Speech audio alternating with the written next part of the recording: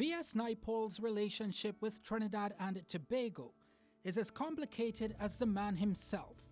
Yet, no matter how much Naipaul despised his country, the connection could never be broken.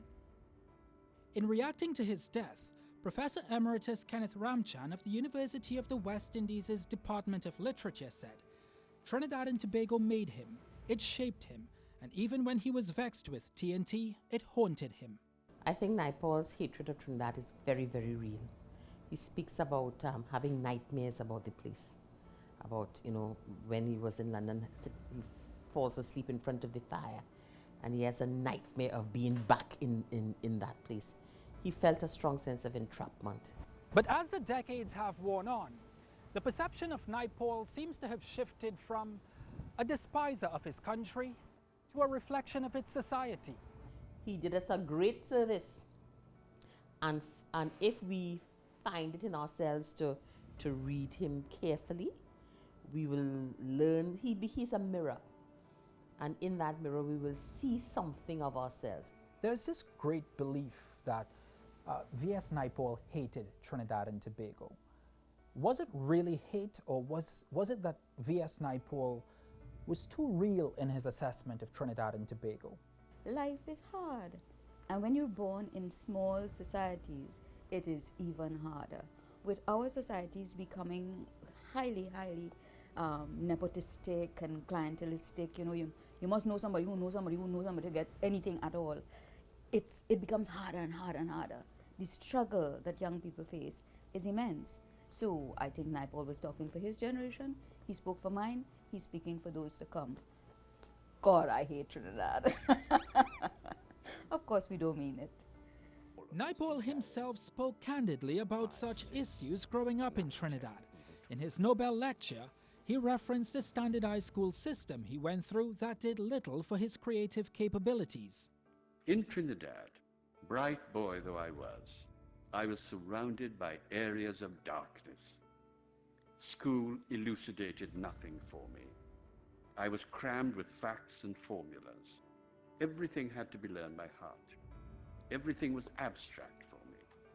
Again, I do not believe there was a plan or plot to make our courses like that. What we were getting was standard school learning. In another setting, it would have made sense. And at least some of the failing would have lain in me.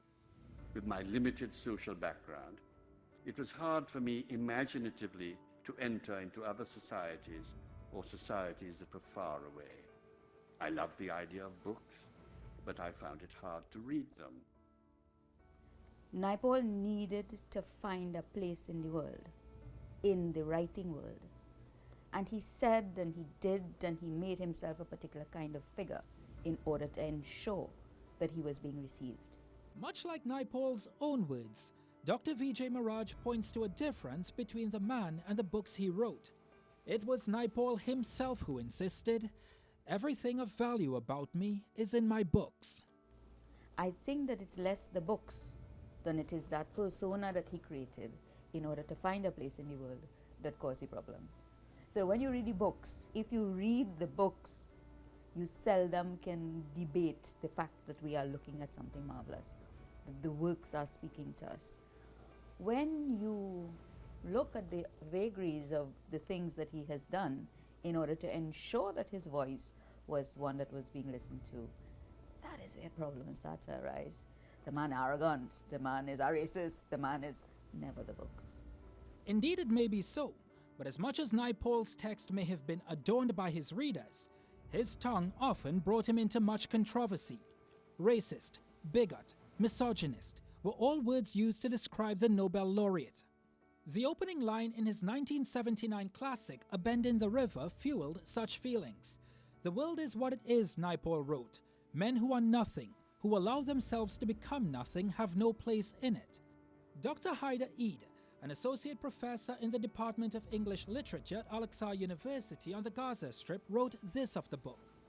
From its inception, Naipaul's novel suggests that Africans are nothing and allow themselves to be nothing. They have no place in this world. And this sort of controversy engulfed Naipaul's life. In 2008, he authorized a biography by Patrick French, The World Is What It Is, publicizing how he visited prostitutes and his unpleasant treatment of his wife Patricia and mistress Margaret Gooding. More than a decade later, those same words used to describe Naipaul now rest with another man. Naipaul was called a racist, a misogynist, a bigot, some of the very same words another individual is called these days, US President Donald Trump. Could there be any connection between these two opposing men on different ends of the intellectual spectrum? Naipaul took on huge, huge topics that are extraordinarily contradictory. He took on the fact that, as I say, the modern world, the post-Columbian world, was a world established under racist terms. You needed to categorize, to construct people as a particular race with particular categories in order for capitalism to come into effect and to become the giant monstrous system in which we now live. To tackle that is to tackle something that is huge. And the way that he attempted to do it had ripple effects. Those ripple effects are effects that we need to look at as scholars, as intellectuals, as students. I think you're perfectly right. I think that Mr. Trump is playing in the darkness of the evil forest of the American psyche. And I think that Mr. Naipaul had the courage at the point at which people were touting notions of nationalism and, all of we is one. Those were the slogans, national allegories of oneness and togetherness.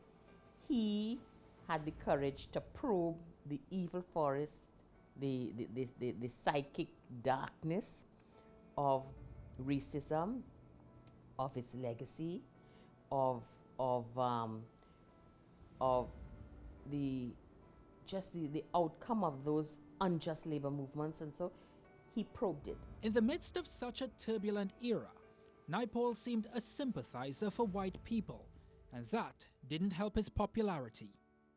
Now, the thing with Naipaul, when Naipaul wrote about the Caribbean, Naipaul directed his critique largely against the colonized, not so much against the colonizer.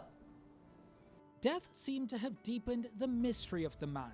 Even writers whom he inspired struggled to make sense of the legend that led the way. Naipaul forces some other questions, like how do you reckon with the brilliant monster? How do you reckon with the work is undeniable and unstoppable, the person and just occasionally horrible? Did that spill over into the work? His work may be complex masterpieces, but with Naipaul now no more than a memory, Professor Paula Morgan hopes his work, or at least excerpts of it, can find its way into the school system. I believe he should be on the secondary school curriculum from maybe excerpts from very young, that children can begin to read and see. So I do believe that he has a tremendous amount to teach us. And I think that since his critique has been so stringent, that does not mean that we do not have a tremendous amount to learn. Maybe because the critique has been stringent, we have even more to learn from him. I think the man was genius. 1 year after his death is too early to determine Naipaul's place in history. That will be determined by sages and scholars in the centuries to come. All we have of Naipaul is what he wanted to leave us with all along. The only thing that ever truly mattered to him, his books. And though society remains split on whether he was the protagonist or antagonist in the story that is Trinidad and Tobago, history may well show us that he loved this country more than we can comprehend, only in a different way, only in his way. Maybe the best advice has come from British Guardian journalist Nell Stevens. Perhaps we should stop reading into his life and get back to his books.